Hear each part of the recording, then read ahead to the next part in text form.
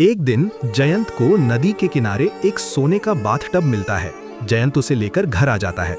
जिज्ञासा में आकर जयंत उस बाथटब में एक मछली डालता है।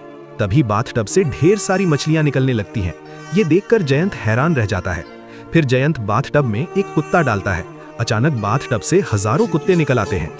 अब जयंत को समझ आ जाता है कि ये बाथटब जादुई है।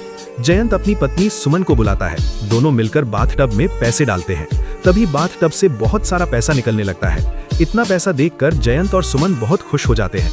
दोनों हंसते हुए पैसे हवा में उछालने लगते हैं। लेकिन मजाक मजाक में जयंत सुमन को उठाकर सोने के बाथटब में डाल देता है। अचानक बाथटब से हजारों सुमन निकलने लगती हैं। ये देखकर जयंत घबरा जाता है और भागने लगता है। डर के मारे जयंत खुद भी बाथटब में कूद जाता है।